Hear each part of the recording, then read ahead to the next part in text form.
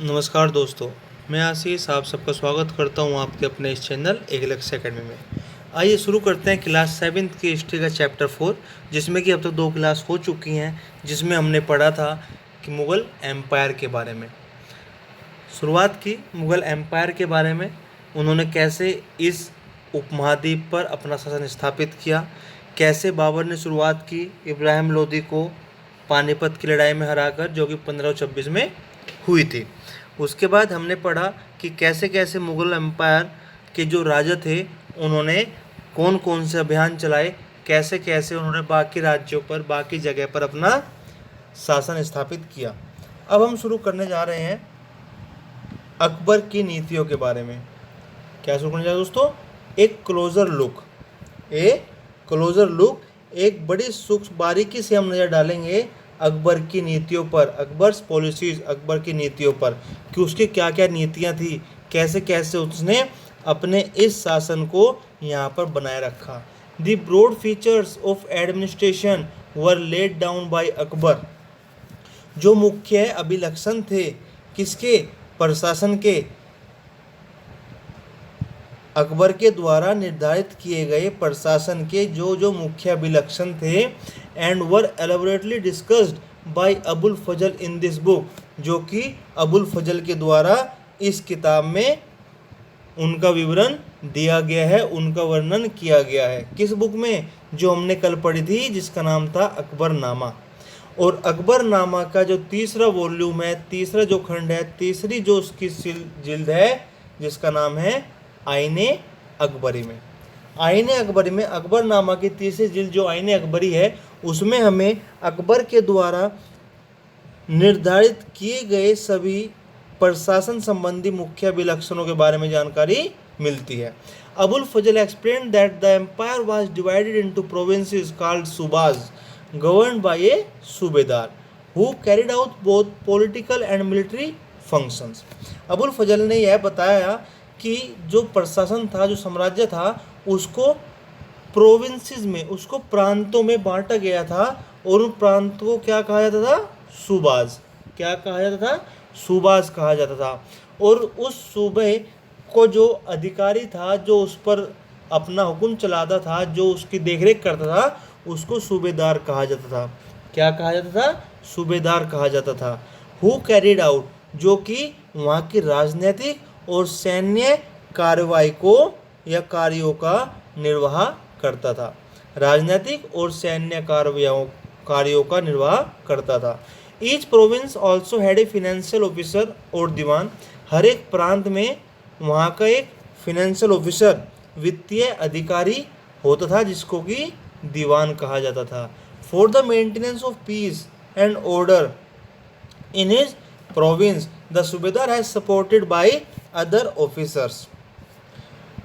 उस प्रांत में कानून और शांति व्यवस्था बनाए रखने के लिए सूबेदारों को और भी कुछ अफसर, कुछ अधिकारियों का सहयोग दिया जाता था। वह अधिकारी कौन होते थे? वह अधिकारी होते थे दोस्तों, जैसे कि मिलिट्री पे मास्टर, सैन्य वेतनाधिकारी। कौन? सैन्य वेतनाधिकारी, जिसको बख्शी कहा जाता था। The minister in charge of religious and charitable patronage, और एक मंत्री किसका? जो धार्मिक और धर्मार्थ किए जाने वाले कार्यों का निरीक्षण करता था, उनकी देखरेख करता था, जिसको कि सदर कहते थे। मिलिट्री कमांडर्स, सेना नायक, जिसको कि फौजदार कहते थे। And the town police commander, और उस शहर का पुलिस अधिकारी, उस नगर का पुलिस अधिकारी, जिसको कोतवाल कहते थे। Akbar's nobles commanded large armies and had access to large amounts of revenue। Akbar के जो अभिजात होते थे, अकबर के जो कुलीन होते थे, वह संचालन करते थे बड़ी बड़ी सेनाओं का, जिसके लिए उन्हें राजस्व में से बहुत बड़ी मात्रा में, बहुत बड़े अमाउंट में पैसा मिलता था।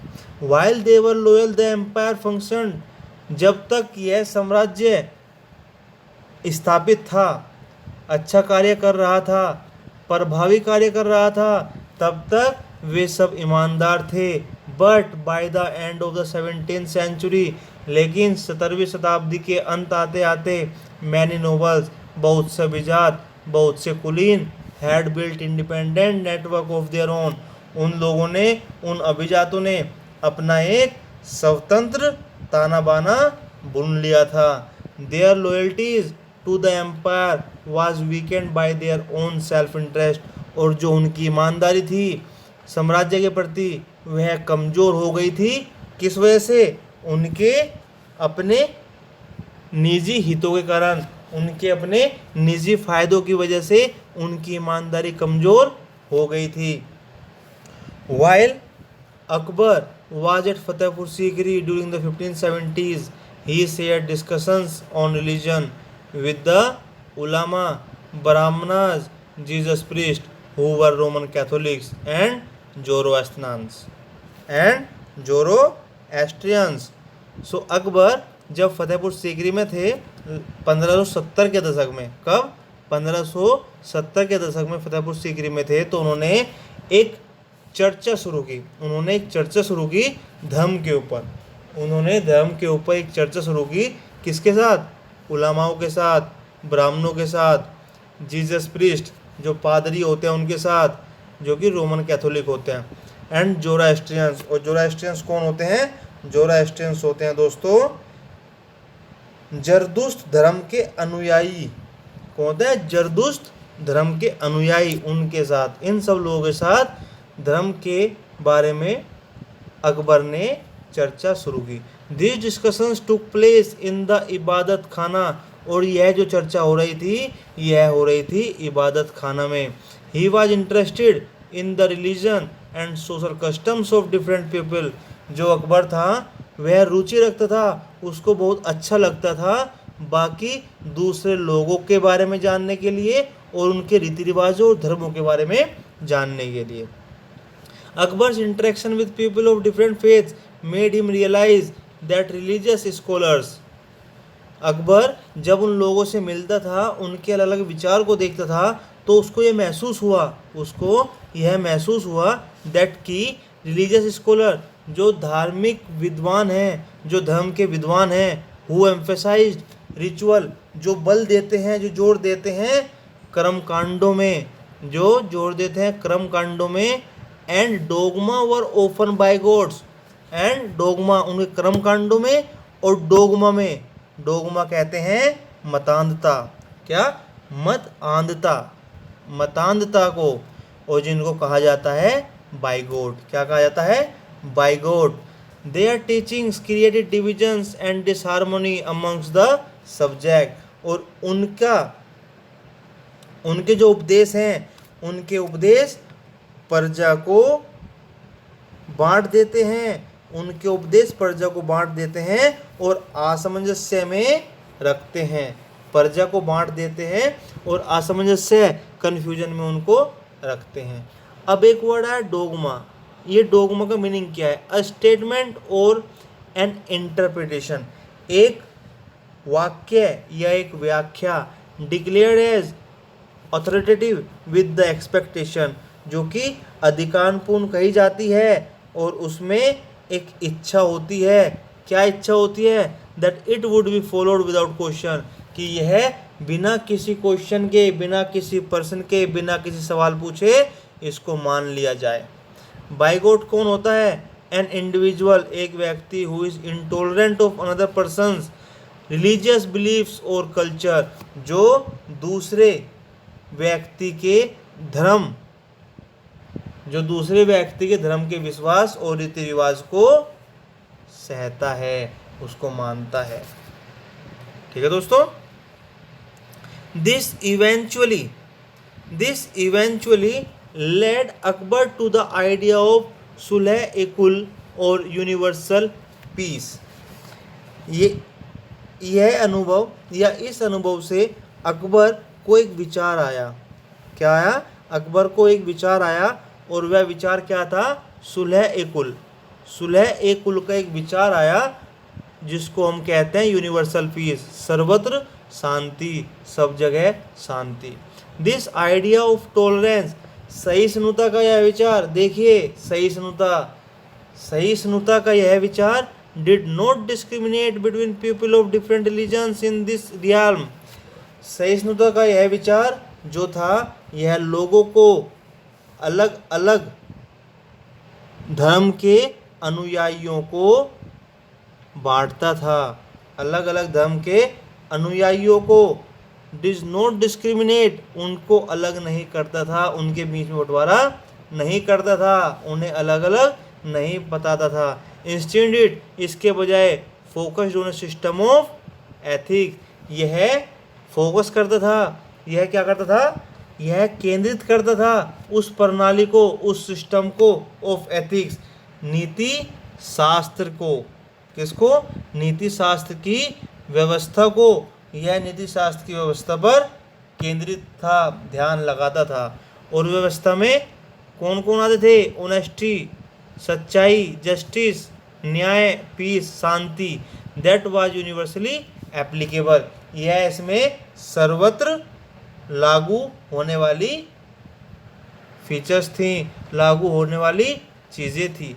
Abul Fazal help Akbar in framing a vision of governance, Abul Fazal ने अकबर की मदद की, अबुल फजल ने अकबर की मदद की शासन दृष्टि को बनाने में, विजन ऑफ गवर्नेंस, शासन दृष्टि को बनाने में, around this idea of sulh-i-kul, sulh-i-kul के इस विचार को मध्य रखकर। This principle of governance was followed by Jahangir and Shahjahan as well, और यह प्रशासन का जो, यह शासन का जो सिद्धांत था यह जहांगीर और शाहजहां इन दोनों के द्वारा भी अपनाया गया, इन लोगों ने भी इसको अपनाया, इस सिद्धांत का पालन किया। तो दोस्तों एक तो हम पढ़ते हैं Nur Jahan influence in Jahangir court, Jahangir के दरबार में नूरजहां का क्या प्रभाव था।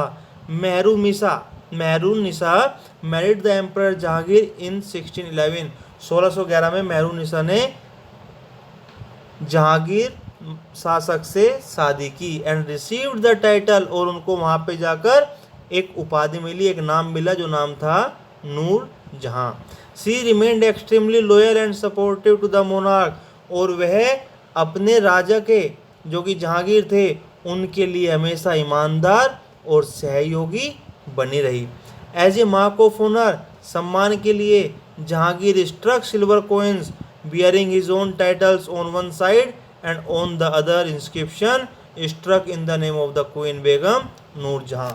उनके सम्मान में जहांगीर ने एक चांदी का सिक्का बनवाया जिस पर कि उन्होंने लिखवाया, एक तरफ तो उन्होंने अपना टाइटल जो उनकी अपनी उपाधि थी वह लिखवाई, और दूसरी तरफ उन्होंने लिखवाया struck in the name of queen Begum, queen हमारी महारानी बेगम नूरजहां के लिए गुथा हुआ। The adjoining document is an order of Nurjahan, ये आप जो एक देख रहे हैं यह एक फरमान है, एक आदेश है नूरजहां ने जो दिया। द स्क्वायर सील स्टेट्स, एक ये स्क्वायर सील है, यह बताती है command of her most sublime and elevated majesty Nurjahan Padshah Begum, जो बताती है किसका आदेश, कि उदात और महान महारानी नूरजहां पातशाह बेगम का यह आदेश है। द राउंड सील स्टेट, और जो एक गोल वाली मोहर है यह बताती है by the son of Shahjahangir she became as brilliant as the moon, यह बताती है कि शाहजहांगीर के प्रताप से जो महारानी हैं, महारानी नूरजहां हैं, यह हमेशा चंद्रमा की भांति वैभवशाली बनी रहे। में Nurjahan Padshah be the lady of age, और इस युग की सर्वोत्तम महिला बने, कौन, नूरजहां पातशाह। आइए अब हम देखते हैं कि सुलह ए कुल क्या था। तो जहांगीर अकबर सन, जहांगीर जो कि अकबर का बेटा था, डिस्क्राइब्ड हिज फादर पॉलिसी, उसने वर्णन किया है अपने पिता की नीतियों का, जो कि क्या थी, सुलह ए कुल, इन शब्दों में, as in the wide expanse of the divine compassion there is room for all classes and the followers of all creeds. जैसे कि हम जानते हैं कि ईश्वरीय अनुकंपा की जो विस्तृत आंचल है, ईश्वर के आशीर्वाद का जो वह फैला हुआ आंचल है, इसमें सब वर्गों के लिए और सभी धर्मों के अनुयायियों के लिए जगह है, कमरा है, स्थान है। So in his imperial dominions, इसलिए इस विशाल साम्राज्य में, इसके विशाल साम्राज्य में, which on all sides were limited only by the sea, जिसके की चारों तरफ सिर्फ समुद्र की सीमाएं हैं, there was room for the professor of opposite religion, यहाँ पर दूसरे धर्मों के, विरोधी धर्मों के नेताओं के लिए भी, विरोधी धर्मों के बताने वालों के लिए भी, and for beliefs good and bad, और उनके विश्वास अच्छे या बुरे, and the road to intolerance was close, और जो यहाँ सहिष्णुता, जो यहाँ असहिष्णुता की सड़क है, उसके द्वार बंद हैं, वह यहाँ पर नहीं चलेगी, असहिष्णुता यहाँ नहीं चलेगी। Sunnis and Shias met in one mosque, सुन्नी मुसलमान या शिया मुसलमान ये दोनों एक ही मस्जिद में अपनी नमाज पढ़ेंगे। क्रिश्चियन एंड जीसस ये दोनों एक ही चर्च में अपनी पूजा करेंगे। He consistently followed the principle of universal peace, sulh kul, वह सुसंगत पालन करता है इस सिद्धांत का, और वह सिद्धांत क्या है? सर्वत्र शांति या सुलह ए कुल जो सिद्धांत है उसका वह बड़े अच्छे तरीके से अनुमोदन या पालन करता है। The Mughal empire in the 17th century and after, 17वीं शताब्दी में मुगल साम्राज्य और 17वीं शताब्दी के बाद मुगल साम्राज्य की क्या स्थितियाँ थी, आइए जानते हैं। The administrative and military efficiency of the Mughal empire led to great economic and commercial prosperity, जो प्रशासन और सैन्य कुशलता थी मुगल साम्राज्य की, वह एक समृद्ध, किसमें? वहाँ की आर्थिक और वाणिज्यिक समृद्धि में वृद्धि हुई थी। मुगल साम्राज्य की जो भी प्रशासन और सैन्य कुशलता थी उसकी वजह से उनमें एक बहुत अधिक आर्थिक और वाणिज्यिक समृद्धि में वृद्धि हुई थी। International travellers described it as the favoured land of wealth, जो विदेशी यात्री वहाँ पर आए थे उन्होंने बताया कि ऐसा धनी देश बताया हमारे इस देश को जैसा कि किस्से कहानियों में वर्णित किया गया है, जैसा कि लोगों ने किस्से कहानियों में सुना गया हुआ है, वैसे ही उन्होंने इस देश को यहाँ पाया। बट दीज सेम विजिटर्स, लेकिन उन्हीं लोगों ने यह भी बताया और यह देखकर बड़े विस्मित थे कि जो उस समय इस देश में गरीबी की स्थिति थी, that existed side by side with the greatest opulence, जो प्रचुरता के साथ बड़ी बेदर्दी से जो गरीबी यहाँ फैली हुई थी उसे देखकर वो लोग बड़े अचंभित थे। द इनइक्वलिटीज वर ग्लेरिंग, यहाँ पर जो असमानता थी वह साफ साफ दिख रही थी। Documents from the 20th year of Shahjahan's reign inform us that the highest ranking mansabdars were only 445 in number out of a total of 8000। और जो हमें कागजात मिले हैं उन 20 सालों के, शाहजहाँ के शासनकाल के 20 सालों के जो कागजात मिले हैं उनसे हमें पता लगता है कि कुल मिला के 8000 मनसबदारों में से सिर्फ 445 ही ऊंचे पद पर मनसबदार थे। दिस स्मॉल नंबर, और यह छोटा नंबर सिर्फ 5.6% है, 5.6% है कुल मनसबदारों का। रिसीव्ड, जो कि 61.5% of total estimated revenue of the empire as salaries for themselves and their troopers, और ये 5.6% जो मनसबदार थे यह 100% रेवेन्यू में से 61.5% राजस्व ले लिया करते थे, जिसमें कि इन लोगों का वेतन और इनके सैनिकों का वेतन और खर्चा होता था। अब आप लोग देख सकते हैं कि अगर माने कि एक तरफ लगभग 6% लोग 61% पैसा लेते हैं, तो बाकी के जो बाकी ये 94% है, क्या उनका काम 39% में चल जाएगा? नहीं चलेगा। The Mughal emperors and their mansabdars spent a great deal of their income on salaries and goods. जो मुगल सम्राट होते थे या मुगल सम्राट होते थे, वे या उनके मनसबदार अपनी वेतन का एक बहुत बड़ा हिस्सा खर्च करते थे। कहाँ पर? अपनी कमाई का बहुत बड़ा हिस्सा खर्च करते थे। कहाँ पर? वेतन में और सामान खरीदने में। This expenditure benefited the artisans and peasantry who supplied them with goods and produce. यह जो खर्चा करते थे, इससे फ़ायदा होता था किसको? आर्टिसन को, शिल्प कारीगरों को, और पीजेंट्री किसानों को, जहाँ से वो लोग सामान खरीदते थे और प्रोड्यूस करते थे। But the scale of revenue collection left very little for investment in the hands of the primary producer. लेकिन जो प्रमुख उत्पादक होते थे, उनके लिए रेवेन्यू कलेक्शन, यह राजस्व इकट्ठा करने के बाद, राजस्व देने के बाद उनके हाथों में कुछ नहीं बचता था। और वे कौन होते थे? वे पीजेंट्स और आर्टिशन, वे किसान और शिल्पकार ही होते थे। The poorest amongst them lived from hand to mouth.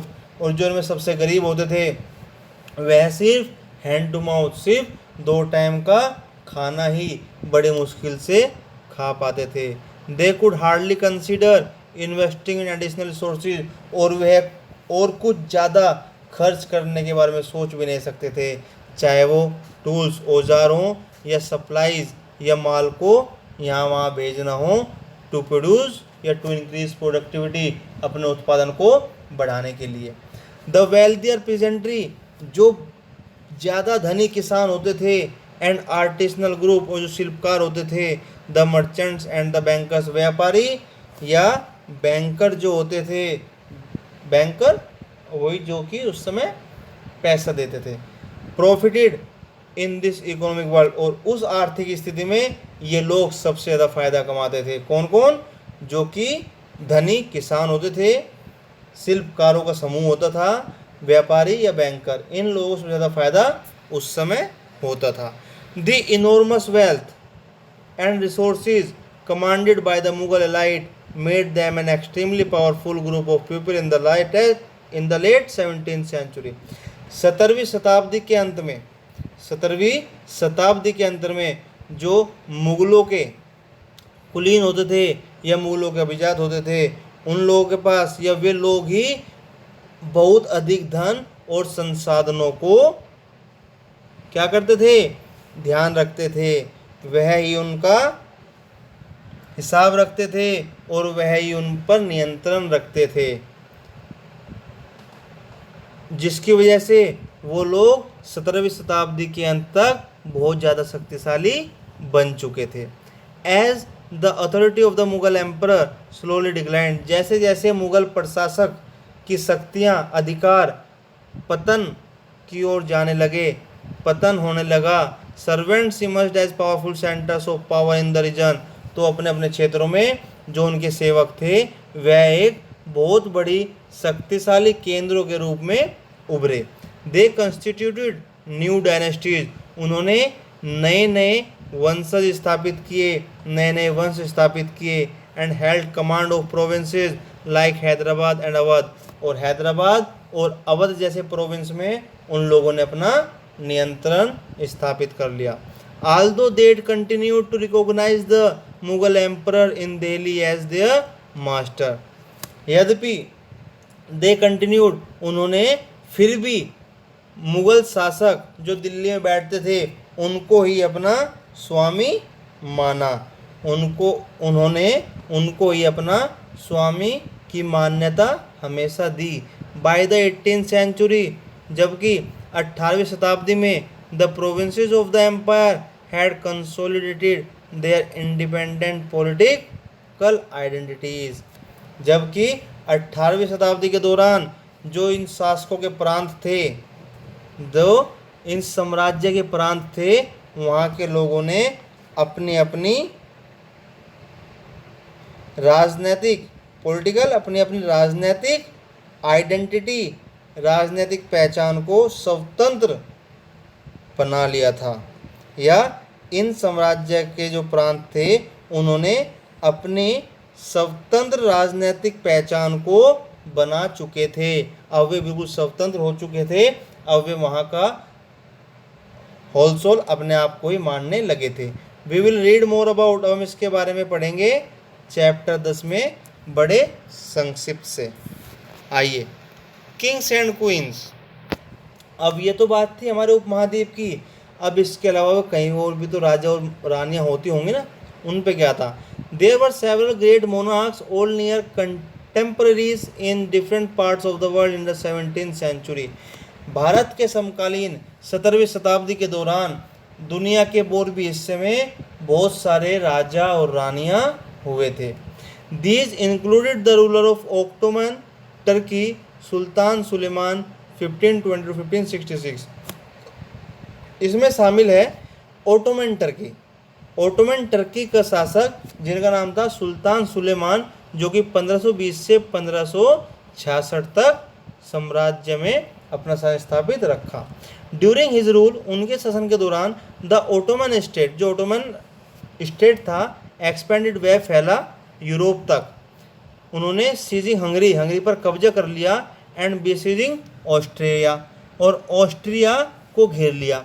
His आर्मीज also seize, उनकी सेना ने बगदाद को भी कब्जे में ले लिया और इराक को भी कब्जे में ले लिया। Much of north America all the way into Morocco acknowledge Ottoman authority, acknowledge Ottoman authority. और मोरक्को तक, जो नॉर्थ अमेरिका है, नॉर्थ अमेरिका की ओर जाते जाते मोरक्को तक ओटोमन का अधिकार माना जाता था। Suleiman also reconstructed the Ottoman navy, Suleiman ने पुनर्गठन किया ओटोमन की नौसेना का।